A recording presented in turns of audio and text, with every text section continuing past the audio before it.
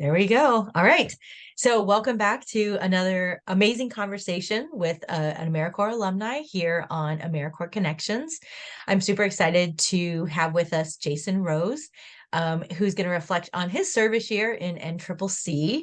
But before we get started, for those of you who are new to the podcast, I'm Nicki Fiacco, and I'm the founder of AmeriCorps Connections.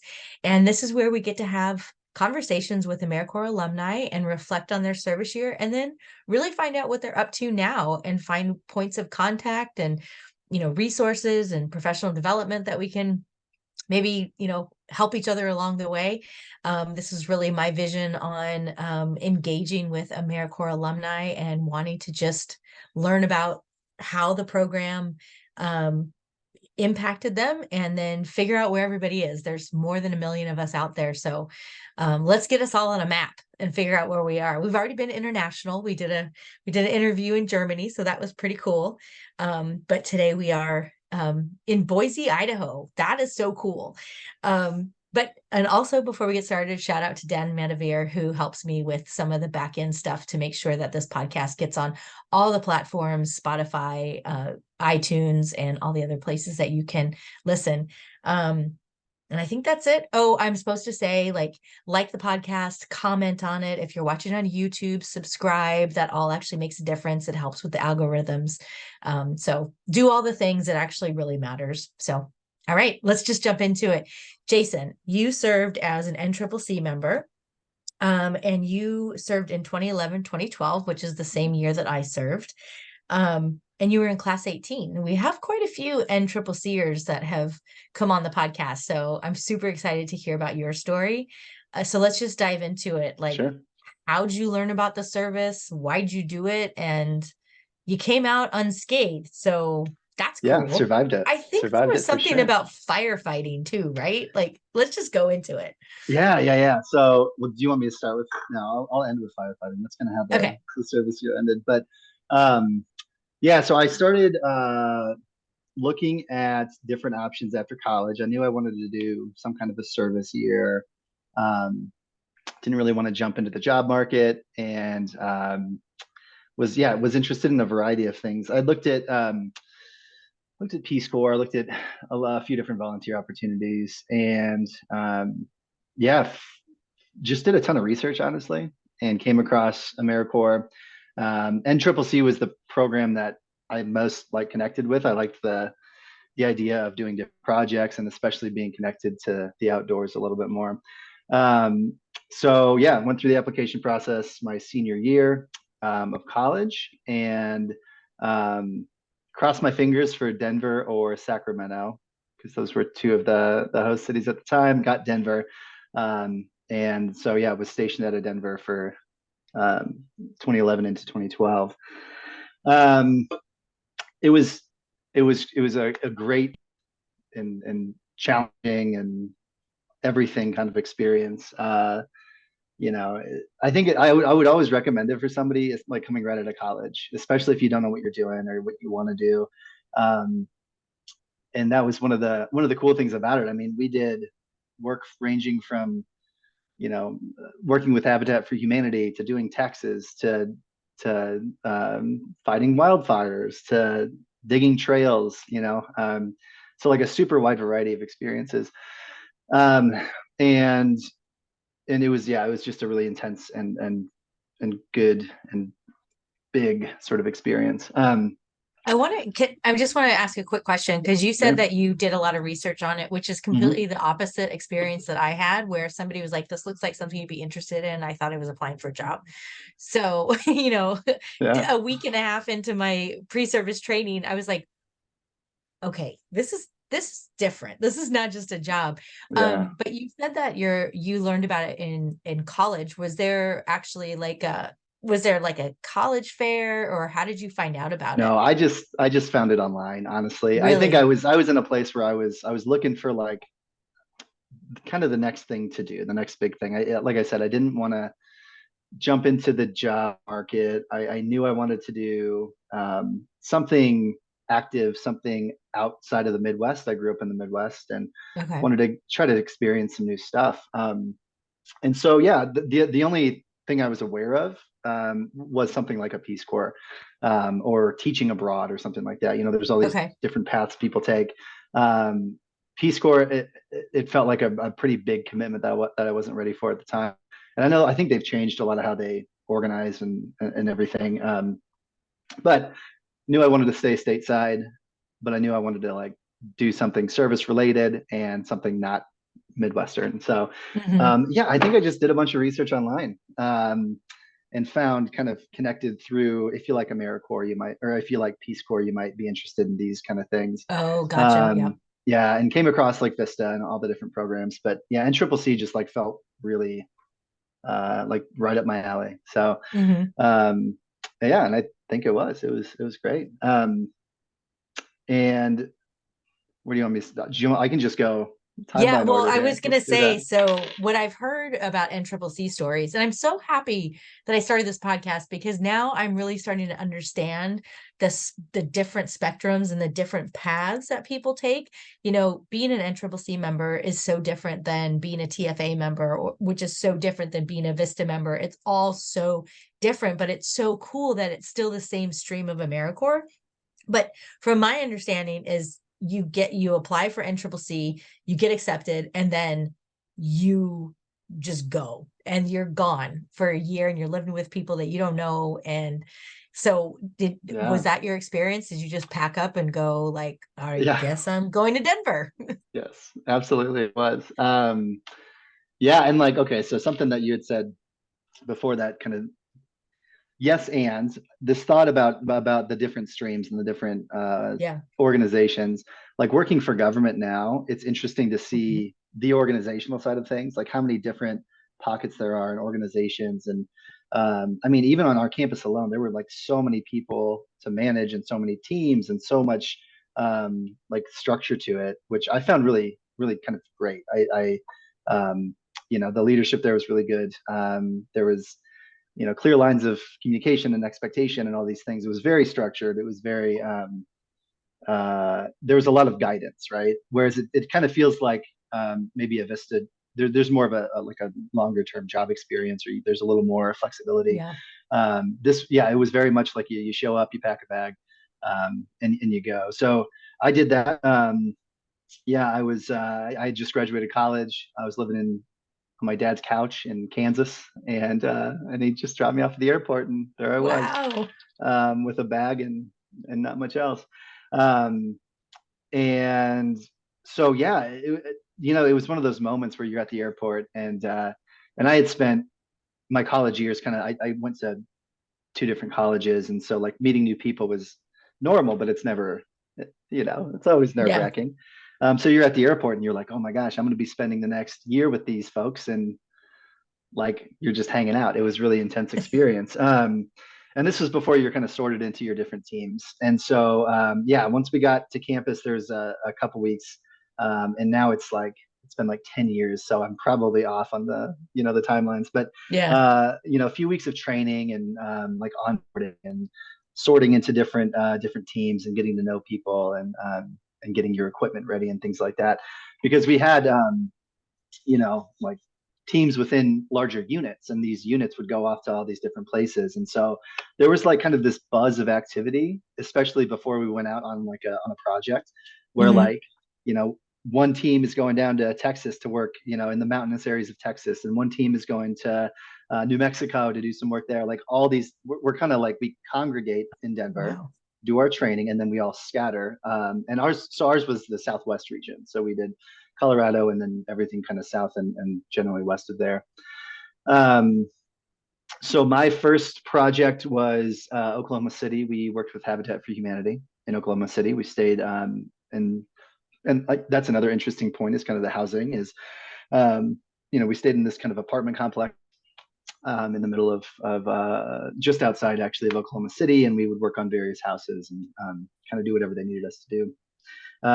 Sometimes the work was um, at some of the Habitat stores, like the Mm. restores. So it was kind of like getting ingrained into the Habitat for Humanity infrastructure in a Hmm. way. Um, and it was cool to see all that, Yeah. cool to see these organizations operated. Um, and generally the way it works is that organization applies for AmeriCorps members. We show up, we do the work. And yeah, and it was, it was the first project was just super interesting because it is the first time out. Um, we we had vans, we call them govies, government vans, that we took out, and everyone's wearing like uncomfortable khakis and gray t-shirts, right? And Yep. like the boots that you get issued. And so it was like this experience of like everyone's kind of in, we're all wearing the same thing, we're wearing the same uniform, we're all just doing the same work. And Yeah. it was kind of nice to be part of that bigger effort. So yeah, So Oklahoma City was the first one. I hear in NCCC too, there can be some like, so my time as a director of an AmeriCorps program for Volunteer Maryland, we would use Amer language. And so in NCCC, I think that there's like Ameridrama that happens. So I don't know, maybe you Sure. were apart from Sure. it, but I mean, Certainly you not. throw 20 something year olds together and they're together for a year. I can imagine there were some just funny things where you're like, seriously, can we just like get on from there? Come on, throw us a bone. What's one funny story that you can Oh remember? my gosh. There was a You have to. lot. There's so many. I feel so on the spot right now. Oh, well, you can But think there's about some it good and then we'll come ones. back to it. Okay, yeah, if you can let me come back to it, Yes, I'm sure our absolutely. conversation will generate some memories here. Yes. Yeah. So It's you a good started it's a off, good question. It's a it's good such a question. good And question. you're not wrong. In fact, maybe one of the things we can do on this podcast is pull together a panel of NCCC and see if we can play a game of one up, Oh, I'm one sure. upping. I'm and sure. but I think that's part of like the character building in NCCC, especially as young adults, right? Like you gotta solve problems, and you have to solve problems together, and then Hmm. you have to go serve, and you have to serve your community. You have to show up, right? You can't just Yeah, like have a yeah. bad night because somebody was being a butthole or something, and Right. then just like not be able to show up for service. So there's so many lessons in that as well. Um, it's the intangible or the soft skills that we learn during our service year. Yeah. And I would say Yeah, too, obviously like the working as a team is critical. And then like I feel like we gain so much from the experience just on a personal level, right? There's the going to amazing places, doing new work that you've never done before, making connections, but there are like those social skills, right? Like we yeah. lived in Denver, we were on an old college campus and living in a dorm, a couple different dorms. And so like, yeah, crammed in the same space, sharing space. Um, yeah, it was the experience for sure. Yeah, that's awesome. So you started with Habitat for Humanity. You also mentioned that you did maybe some tax preparation and stuff. But I do want to like when we were chatting quite some time ago, folks, it takes me a long time. I talk to people and then months pass and then I'm like, we got to get you recorded. But I think I remember you were talking about how it's very funny when you can have a conversation with somebody and you're like, oh yeah, I was out fighting fires, and people are like, I'm sorry, what are you talking about? So let's Yeah. just jump in there, and what was your experience with that? Yeah, so it's such a funny thing. As because I feel like as you progress, especially like through your career and things, you find various things that you relate with people on. And so like this 1 year of my life, I have 20 different random things that I'm like, oh yeah, I did that one time. And it does get to the point where people are like, no, like you can't have done firefighting and like taxes and Right. helped build houses. Like what is your What? life? And it certainly is, yeah, it gives you like all these experiences to talk about, right? So I've had that over and over again. I mean, I'm to the point now where like, some of the stuff drops off my resume, but it was interesting for a while because it was like this huge block of random things that I could speak to. And so tell us about the fighting fires. Oh, the Like fighting get into fires. it. Yeah. Let's get into it. Well, that was the last. So that was the last summer. So I'll do that, and then we can kind of fill in the gaps. The Yep. tax prep wasn't, it was interesting. It was actually Yeah. fair, but it wasn't fighting fires.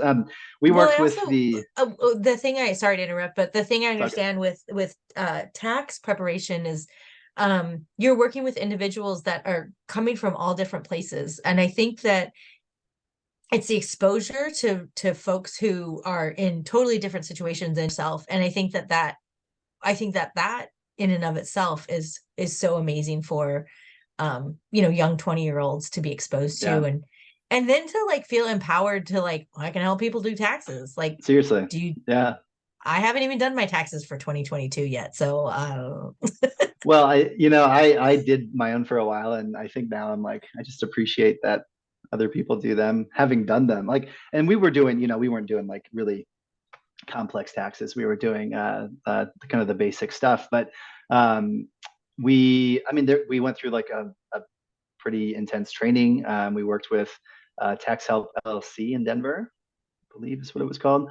Yeah, so we went through this whole training process, and it was geared toward folks like low income folks that couldn't pay for tax prep otherwise. mhm. So like that, it was good for the community in that way.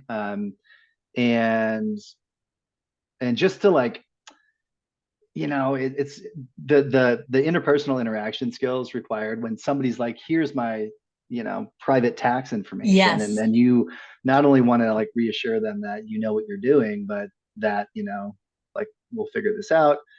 Like taxes are intense. Taxes get really yeah, it They're can lead to like personal. some, they're very personal. Yeah. And so that was a wildly different experience than putting siding on a house or using a chainsaw, but it was all part of it. And so yeah, that was our second term local in Denver, and it was kind of nice. It was nice to be able to stay in Denver because that we had the dorm, and um, Yeah. there was a bar across the street that we used to go to, and uh, and so that was like, yeah, a very different experience. But then moving into the spring of 2012, we were in Arizona. So this was not the firefighting yet, but this was in Arizona. It was like a two-part project. We spent the first part in Flag, just outside Mhm. of Flagstaff. We stayed in I always butcher the name of this location. Um, but we stayed in a state, a national monument. And so like getting to live like in you know kind of we were camping. Was it the I think you said Mary Heritage Farm? So Marietta. that was in Tucson. That was in Oh, okay. Tucson. That was Okay. I So have we were my at notes. Walnut Canyon. It was in Okay. the Walnut Canyon National Monument is what it was. um and so that was that was part of the first part of the trip. um and I might be flipping these, I don't know. That's okay. We're Anyway, not a either way, we found fact-checking ourselves, podcast. appreciate that, we found ourselves in Flagstaff at some point. um and so we stayed just literally like in the trees, in the Walnut Canyon National Monument. That's so um cool. it was great. I slept in a hammock. And we were camping, we were um you know doing the whole thing. It was awesome. uh I ran cross country and track in college, and I kept running kind of throughout my experience. And so we happened to be like right next to the Arizona Trail. So I got to go on some like trail runs on one of the coolest trails in the nation because we randomly were camping next door. Um, but that experience in particular was interesting because it was like there's a lot of variety in that project. We worked at the monument itself, and there's like a visitor center and really built out trails and things like that. So we would do a lot of trail work and kind of maintenance type work around the area. Um, but then on occasion we'd go out to I think it was like east of Flag, in the true desert, like away from where, like in an area that not many human beings had ever stepped. It was protected land. And we'd go out and either be preparing roads so to make them passable. At one point we spent some time like rigging up this pulley system, like from the top of a cliff to the base, so that like a scientific expedition could pulley their equipment up to the top and do archaeological studies. And so we Wow. were the folks that like set it up, and it was wild because this required us to drive out for like 2 hours into the middle of nowhere, and be on ground where they were like, hey, you might see like an arrowhead, and like, don't touch it, don't bring it with you. Oh, Oh, that's intense. Like yeah. Like, very oh my gosh, you have to untouched have areas. so much self-control. Yeah, and Maybe like just this rock. everyone was very respectful, Yes. but they were like, yeah, you're gonna get haunted if you do something.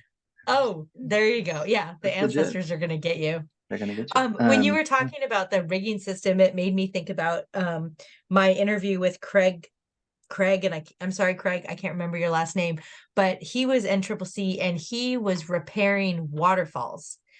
So similar to like that, so similar, I say, but like that rigging of doing the thing, y'all are doing some crazy stuff out there with it. Like what waterfall repair? Like that's crazy. Yeah, that's wild. I need to I check know, that isn't it? episode out. I haven't listened to that one Yeah, yet. it was. I don't. Nice I don't job, know. I'll Craig. figure.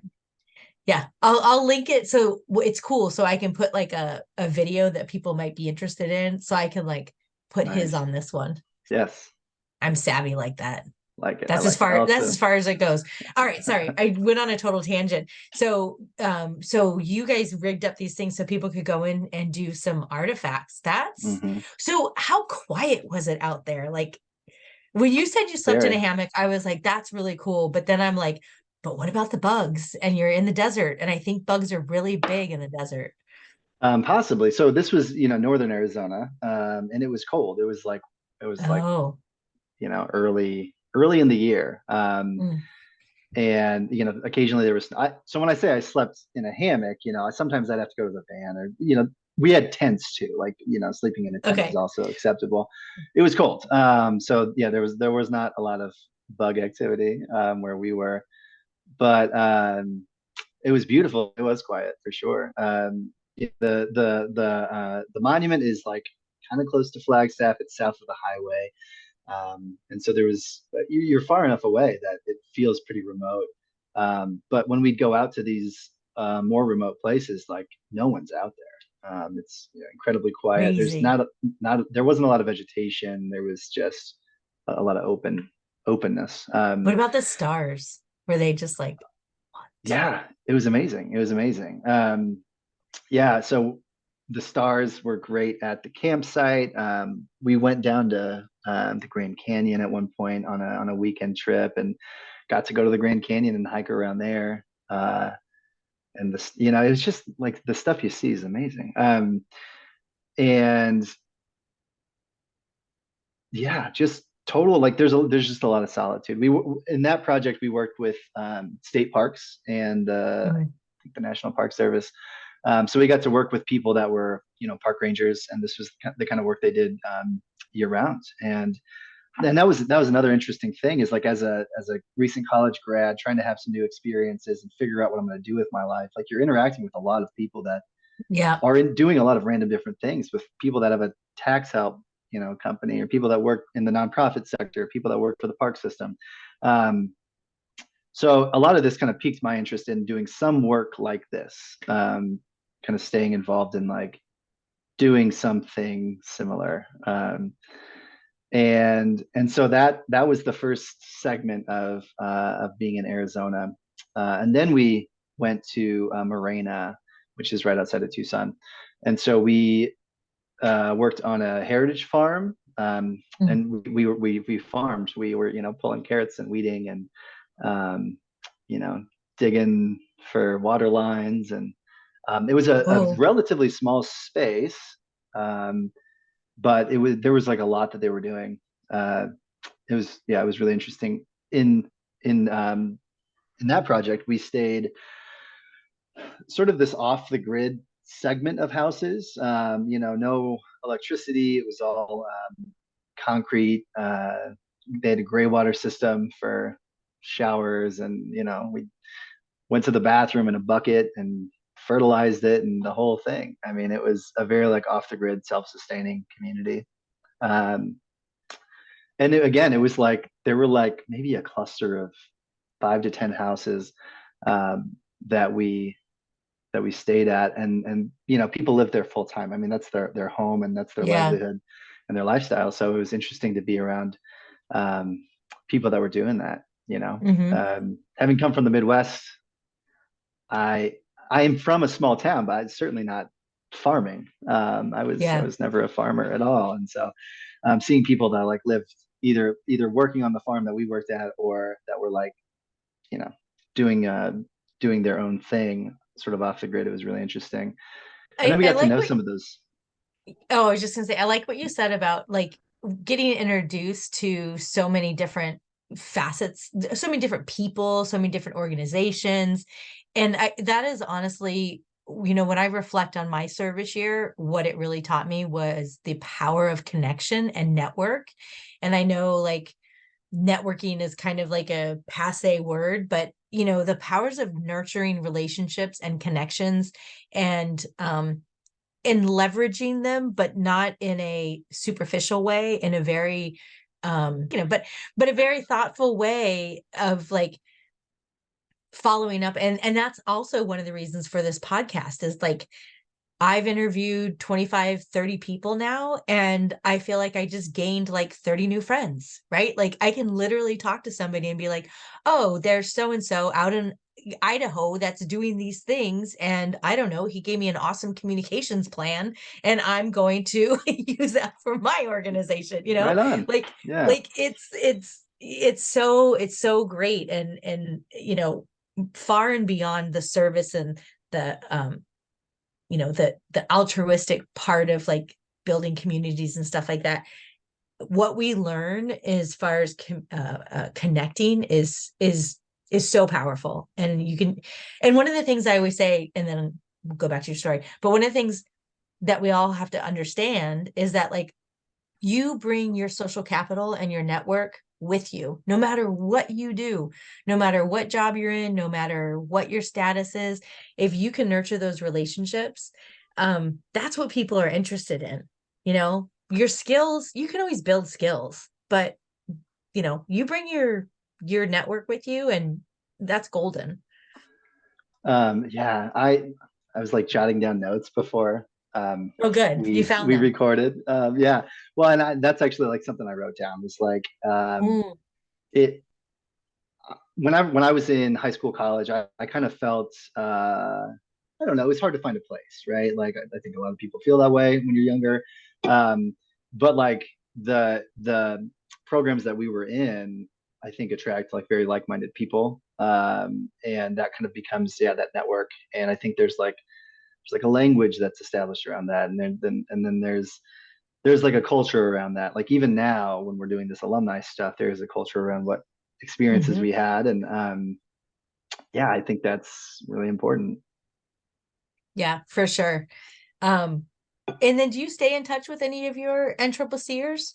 Gosh, it's been a while. I did for a bit. Yeah. I did for a bit. I feel like we've kind of drifted, but like there's a few folks that I feel like I could just call up and we could pick up like it was nothing, to be honest Yep. with you. I'm a person of like few deep friendships, and that's kind of Yes. how like I found a lot of people in AmeriCorps that are kind of like that. Yeah. And so I haven't, but I could slash should. Yeah. Well, we don't want to ever should on ourselves. That's That right. is Stop, that is it. stop shitting all Stop over. shitting on yourself. How about that? Okay, firefighting and then what you're up to now. Okay. So uh, firefighting. We went to. This was the last. This was our summer 2012. We were in Colorado Springs, and so within NCCC there is, or at least there was. I know that they've kind of reformed some of this outdoor work, but at the time there was like a firefighting thing like you had to try out for, and so we did tryouts like over the summer in Golden, Colorado. We walked around a track with a pack on and did all this fitness stuff. And so like it was kind of like a different track to be on. Hmm. And so that group, we went to, Colorado Springs. We worked with the El Paso County Sheriff's Office. And so we stayed downtown Colorado. Or Colorado Springs. We stayed in, I'm forgetting the phrase, but it was I think a work release prison in like bunks, um, and then we just would walk down the street to the sheriff's department. Um, and so with that, it was, they just needed people to go and mitigate fuel is what what it's called. It's yeah, taking chainsaws out into the forest and chopping down trees and then throwing them into a chipper and Hmm. kind of we did that. That was the bulk of our work. And we did that in the Black Forest, which is like just east northeast maybe of Colorado Springs. Spent a lot of time out there. And when you ask about like remote areas, it's in, I mean, it's right outside of the city, but it's a pretty large area, and Yeah. it is, you're back in the trees. But we got called out on a few fires. One of them was a smoldering campfire. It wasn't anything to behold, but I mean, it certainly could have turned into that. Yeah. Um, so we had gone through, this training with these guys, and you treat every potential incident as an incident. Um, and some of that training included like we got our red cards, which is for chainsaw work. We had instead of our govy, instead of the government van, we had trucks, all of our equipment like ready to go. We kind Fancy. of had our go bags and all that. Um, we got called out to a separate fire, which we ended up getting called back for. We kind of staged for a while with a bunch of other crews, because in a big fire like that, they're calling in multiple resources. But then we got called to the what became the Waldo Canyon fire, which summer 2012 in Colorado. I think at the time it was the most destructive fire to hit the state or something along those lines. It Wow. was a big one. So we were among the first responders there, and it was intense. I mean, you knew going in that like you could get called out for at any time, um, but there it is. Like when it happens, Yeah. it's a pretty big deal. And so like your stuff's always ready, but we got the call, we jumped in the truck and we went out. And then from then on, it was, a day and a half maybe of like just go like nonstop. So when Mm. we got there, we kind of staged with everyone else. Like that's one of the other interesting things about that experience was like you are essentially on staff, like you're with these other groups. It wasn't necessarily we I didn't feel like they were like, oh, there's the kids over there Yeah. doing the small work. Like we were actually out there doing it. So we would kind of stage with the dispatchers and went through the whole, like they're analyzing the fire and the wind patterns and all of these things that we were trained on. You're trained to look at weather and how wind affects things and how fire breaks can affect things. And then yeah, we hiked up into it. And in this particular case, like it was a moving one. And so I think Your volume just shifted. can you hear me now? I can. Stay close to your computer. I just get excited. I'm I know. rolling around on my chair. I'll stay close. So we hiked up into the forest, and the mitigation technique for fire is you're not spraying water. It's wildland fires. You cut lines, so you're digging out fire lines with a variety of tools that you've also hiked with up into the woods. Pulaskis and shovels and back like all kinds of things. Um, and that was also part of your training, right? Like so we spent quite a bit of time like as a group trying to quickly dig a fire Mm. line. And so we Hmm. had instructors that were like, you got to speed up, or you got to do this, or this, it's got to be this deep or this wide or whatever, because you're trying not to let the fire jump, Yeah. and you're trying to contain it, right? And so that's what we were doing. We went to a few different locations, dug some fire line. One of the most like intense things that I remember was like at night in the middle of our first night, and I think that ended up being our only night there.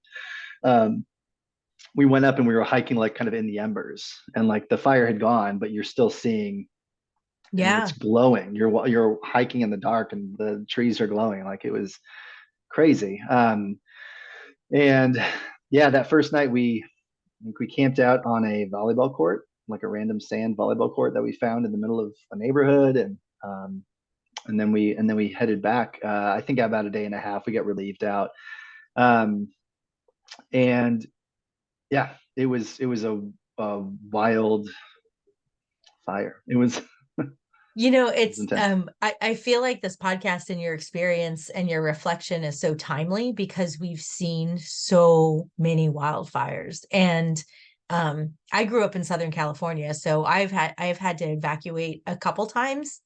There was actually even a time where we saw the flames coming over a hill and we really thought that we were going to come home to nothing. Luckily, whoever the firefighters, stopped it. But I think that, like, when you were just reflecting on the night and the embers, like, that's so surreal. And what's crazy is that we could go to Instagram right now and we could see somebody from Um, Maui that had that experience. And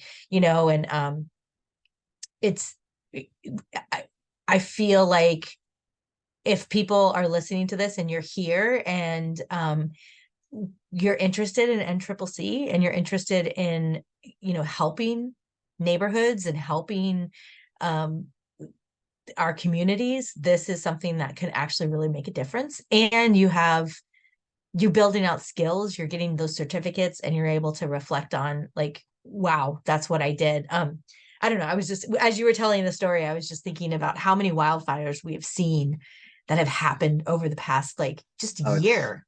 it's incredible, right? Yeah. And that was something that I found, like, we were talking earlier about like-minded people, and there's a lot of like very climate and environmental mentality, like, and awareness with the group that I was with. At least that seemed that was a driving factor for a lot of us that were there. And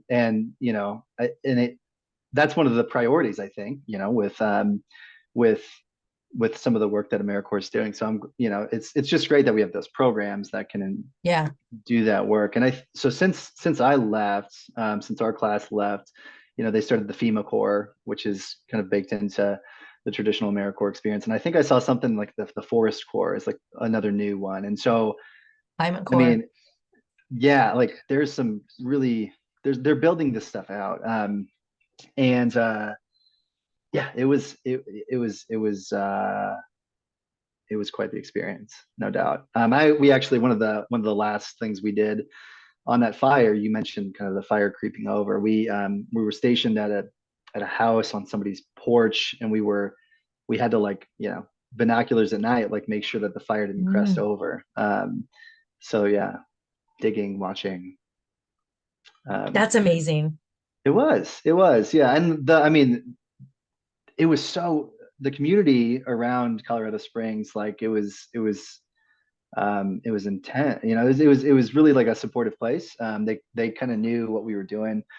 We um, we had a deal with, I forgot if it was Panera, or I think it might have been a Panera, but we would get like this huge bag of day old bagels. So we had this, like, every day just had a trash bag full of bagels that we could, you know, dig Carbohydrates, I'm into. telling you, Yeah, those simple carbs, they'll get you through. They yeah. So definitely if will. anyone out there wants to give extra food to AmeriCorps members, please do. Yes. We Yeah, also There's like a buffet in town, and I looked up the name the other day and I'm forgetting it, but it's kind of a local buffet. I think there's two of them in Colorado Springs, and so they were like, we went and ate there all the time, and that's cool. a lot of open doors, essentially, Yeah. a lot of support for what we were doing. So it's not just the sheriff's department funding and bringing this group in. It's like the community around it that's also doing things Hmm. to support the work that they're doing. So That's amazing. I love cool. that. I haven't heard that part of NCCC experience. That would be super, and it also, like, helps folks think about, like, if you go through NCCC and you have that experience, it helps folks think about, like, how they can give back. I mean, just making a bagged lunch and bringing it down to 20 NCCCers and being like, Yeah. hey, I made some cookies for you guys. I don't know if you're interested, Hmm. but you Hmm. know um Yeah. We were interested. Yeah. You were interested, absolutely. So, how do you think that this experience with NCCC brought you to what you're doing now, and what has kind of stuck with you? It's a great question. Sure, I have a long-winded answer, and I'll try not to be super That's okay. long-winded We about we're it. long-winded on this podcast. Excellent. Perfect. We've had so many experiences, right? So after I graduated, like I graduated AmeriCorps, knew I wanted to continue in this vein of something public service related.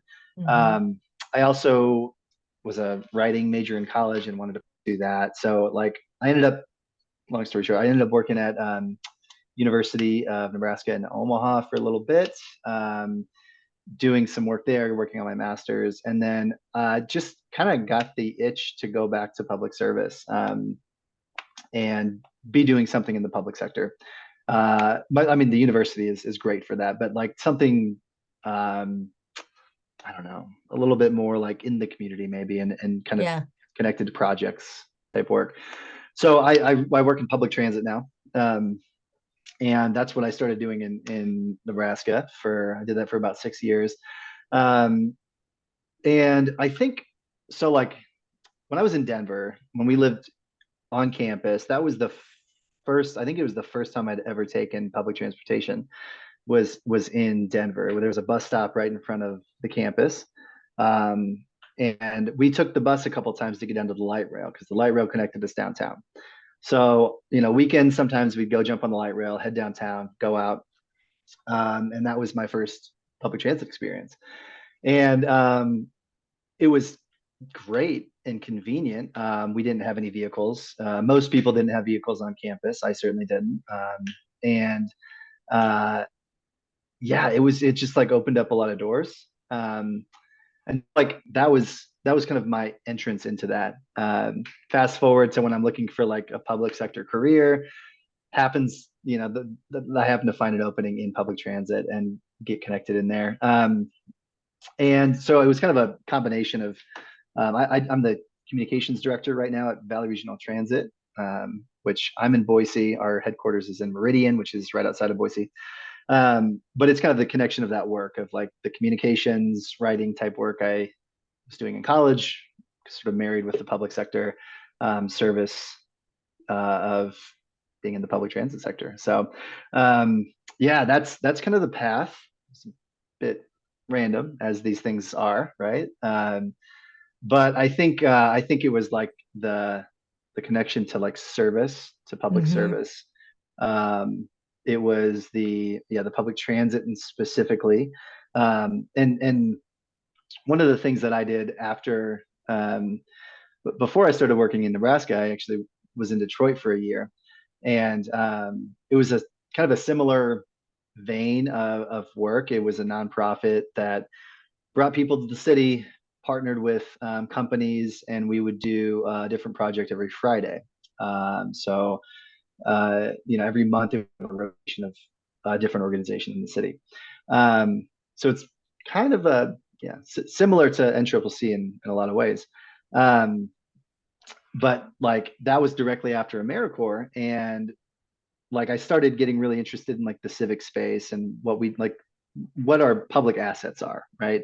Um, the spaces we design for people, how we prioritize communities and certain communities especially, um, and so like developing public space, the civic sector, like it all kind of like started brewing for me, and then yeah, it moved right into public transit, and I think it could have been anything public sector for me, honestly. I landed in public transit, but it's all connected. I have conversations with people frequently about housing, and people are like, well, what does housing have to do with public transit? It has everything to do with it. I mean, it's this is all how we develop our communities, and I um, hate to interrupt you.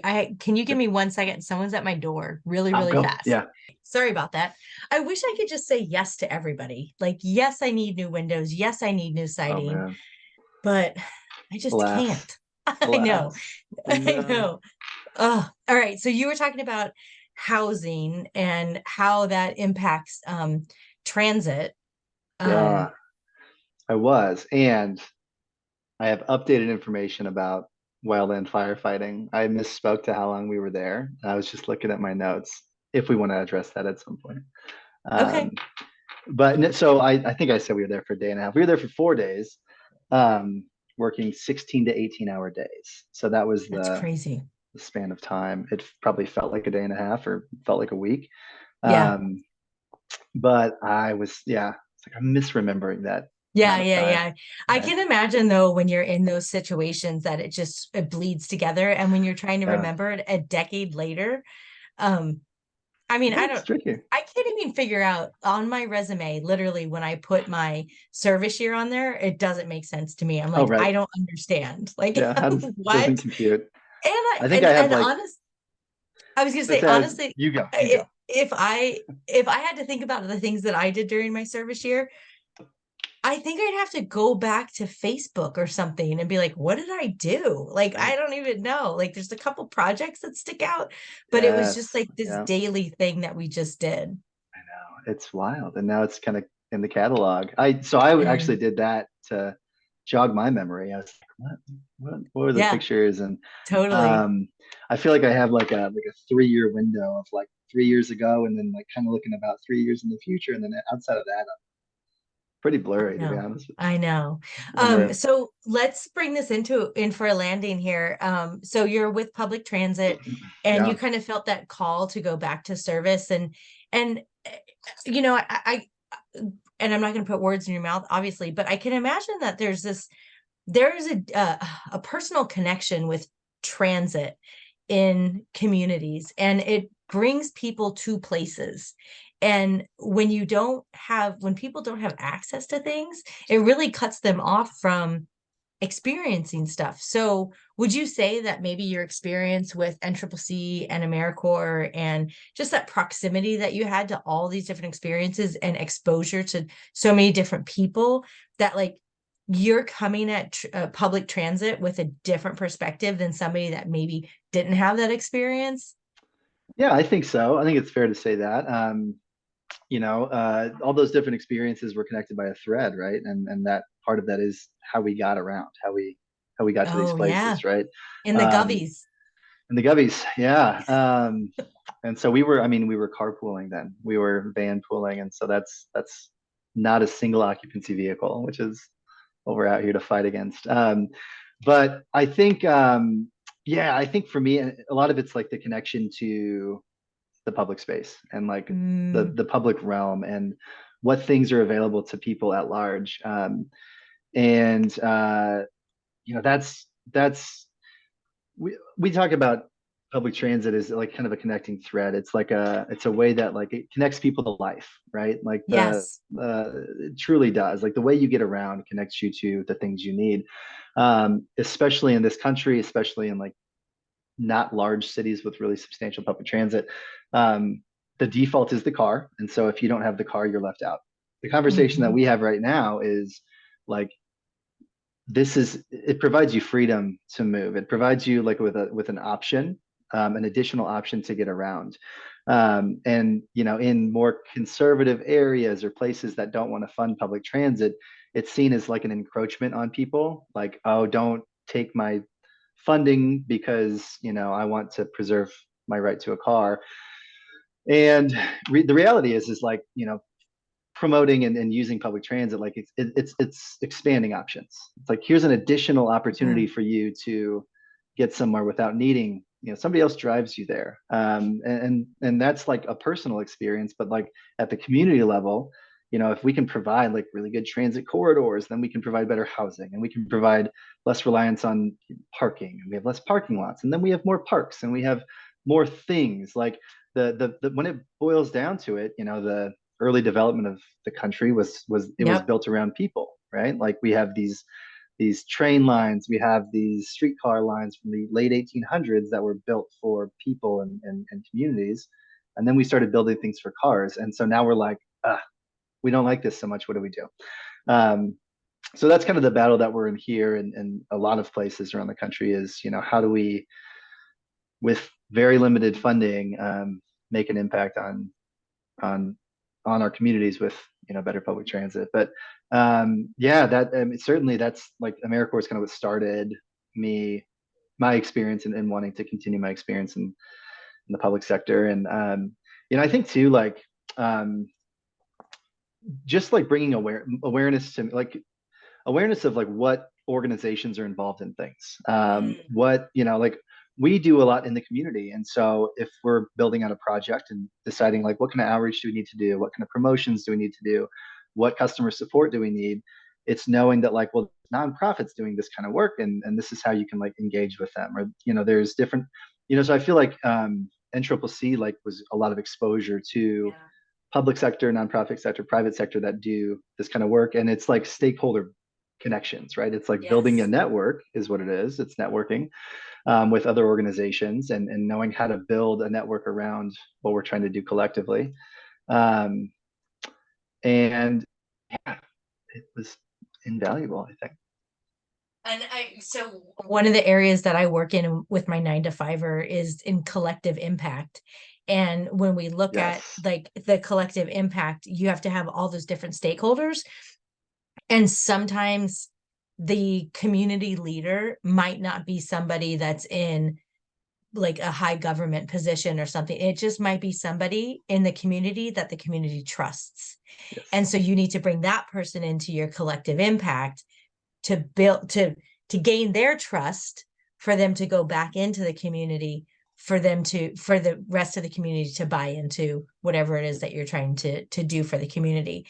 And I feel like with AmeriCorps, at least from my experience, that was something that I learned. Like if like I did environmental education in parks in Anne Arundel County and Maryland, and I had to gain, like, it's so funny. I had to gain the trust of the maintenance folks in the parks to allow my volunteers to come in there Mm-hmm. and do stuff, because their experience was that volunteers come in and they make a bigger mess. And then I have to spend all day, Monday through Friday, cleaning up after them. So I actually had to build that trust with the Yeah. maintenance folks to say, just give me a chance. I mean, I had Six Flags come in and rebuild decks and fix playgrounds in one of our parks. And I'll never forget, the maintenance guy did not want this to happen. He was like, do not bring those people. I do not want these volunteers. It's going to be a headache. After the project, he's like, when are they coming back? Can we give them an award? Like, I want to recognize them for all the amazing Amazing. things that they did, but I had to build his trust. And I think that that's Yeah. what you're talking about, is like, especially with public transportation. And I don't know anything about public transportation, but what I hear is like, out here in Maryland, when they want to have like a new red line, purple line, green line, I don't know what they all mean. They're like, no, not in my neighborhood. Yeah. You know There's what a I lot of mean? that. And it's like, I don't know anything about it, so I don't know which side or the other. But what I'm hearing from you is that like a transit uh, organization needs to go in and build that trust within the community. Yeah, yeah, and it's identifying, a variety of stakeholders. I mean, from neighborhoods, like we have neighborhoods that are like, no, we don't want a bus here because it lowers our property values or it's noisy or whatever. But then we also have members of that community that are like, I need transit to get to where I need to go. Yeah. Um, and then it's elected officials, right? It's how do you convey the benefit of what we're doing, and how it benefits everyone, right? Like I have conversations all the time with people that are like, I never take the bus, and your buses are empty, and all these things. And you're like, yeah, well, like you could if it was available to you, and even if it wasn't, like we're taking some cars off the road so you have a better time driving. Yeah. It's less wear and tear on the roads. It's better building of we're sprawling less. Like in Boise and in the Treasure Valley, like we have amazing public lands. And that we're like creeping up against it. So it's like let's help Mm, preserve sprawl. Let's hold that's back so true. sprawl and not dig into our public lands because we need to provide more housing. Let's build up maybe. Let's not have all this stuff spread out. And so to me, and I'm glad you brought up collective impact because that's I think that was the mindset that I helped develop. That Mm, AmeriCorps kind of helped me look at because love it that. did look at all these connections, right? It's taxes, but like we're a government, we're a separate, we're not a tax, but we're going to show up and like help with that. But we also see how taxes can affect somebody's health outcomes and how health outcomes can, and like public transit's a big part of that. We work with a lot of collective impact organizations, and there have been a lot of case studies around the country that they look at like what factors contribute to negative health outcomes, and Zip those code. really Yeah, absolutely, absolutely. I think Cleveland maybe did a project where they were like, okay, we're going to put everything on a card, transit pass, your like SNAP benefits, every like because it's all connected. Mm. And if people can't get to and from a hospital in a reliable way, that's going to impact their lives. So that's so for me, it's like public transit. Public transit's a means to an end, though. It's not a bus for a bus's sake. It's I'm trying to get to a destination. Our riders are trying to get to a destination. How do we make that the best for them, right? And it's just it's a thread, it's a connection point. It's like moving people to where they need to go. And it's yeah, I was thinking about the through line here. I'm just going to wrap this up and then I'm going to ask you the big question that I always love to ask. But I love the through line that you just closed with about the public lands. Like, we're reducing sprawl and we don't want to push up against or dig into our public lands.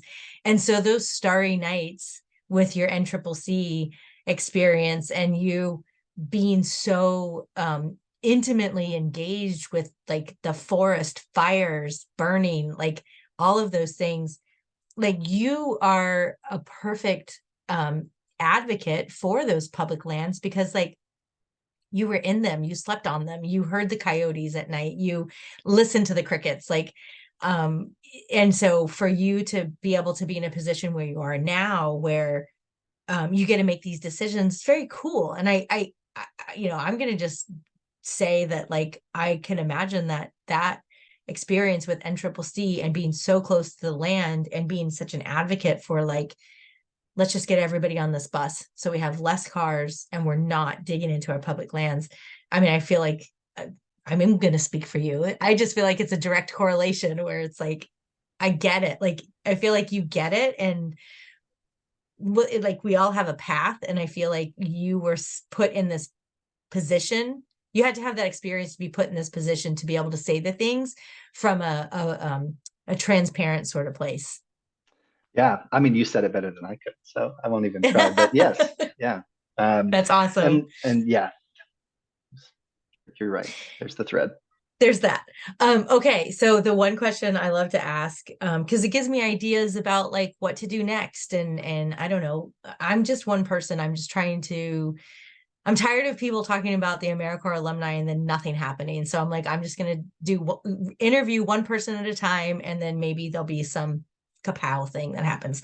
But Yeah. what do you see? What would you love to see for this AmeriCorps network? And beyond NCCC, right? I love it. You guys have your thing, but like all of us, like Vista was started in the 1960s, right? Like, so actually NCCC is the baby of the programs, like y'all are the youngest ones. Yeah. But we're all sharing that same sort of AmeriCorps experience. What do you see regionally, nationally, locally? What would you love to see happen? We'll all ride buses. All red buses. Yes.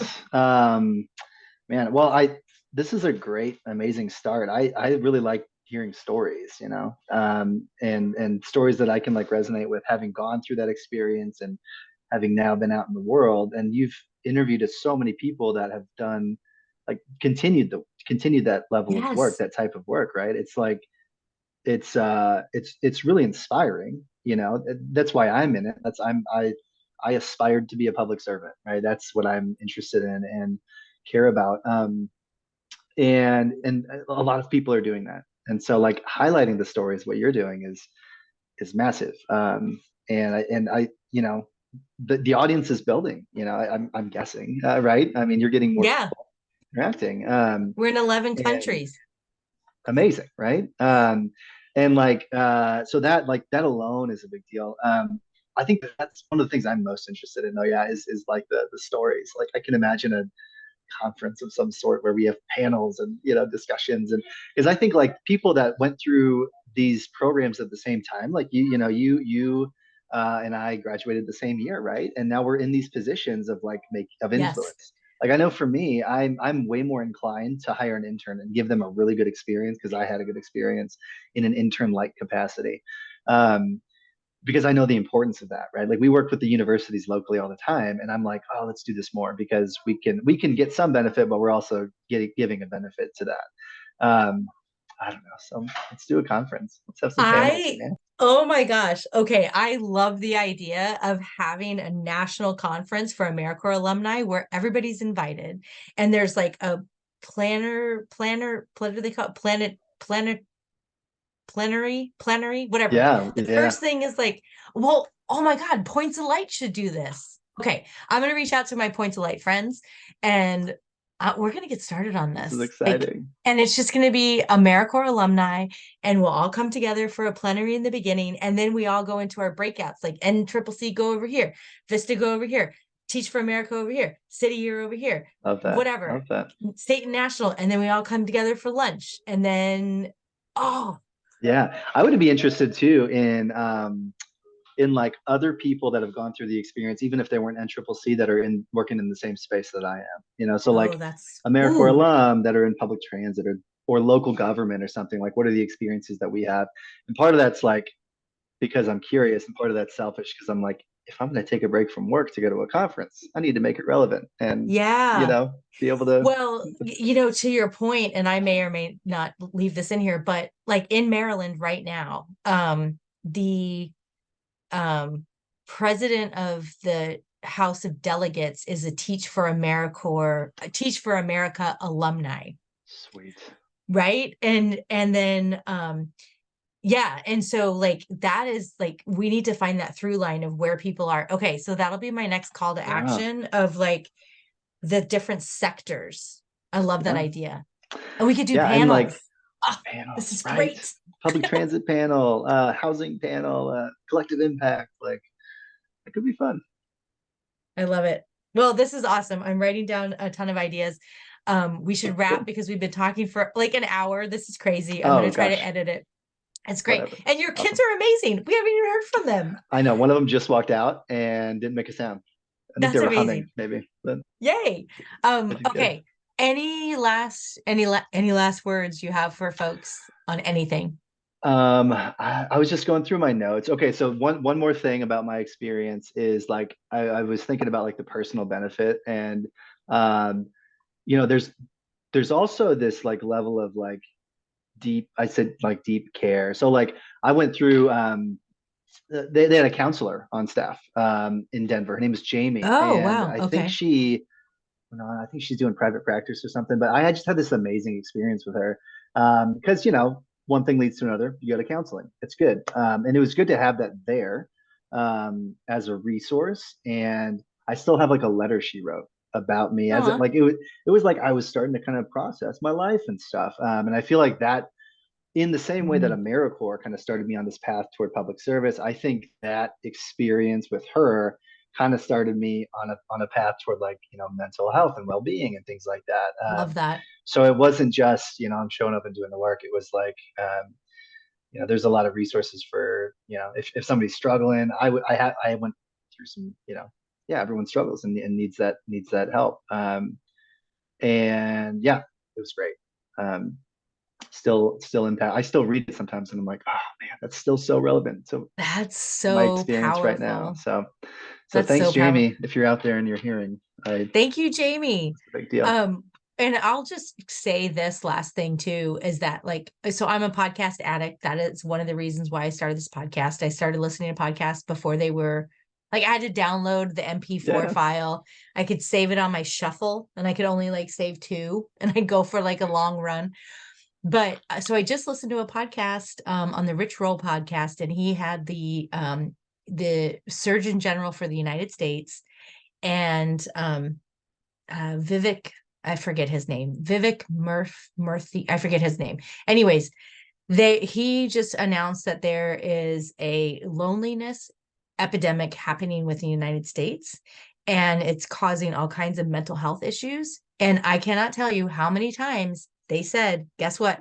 Service and volunteerism is one of the key things that connects us to humanity and makes us feel better.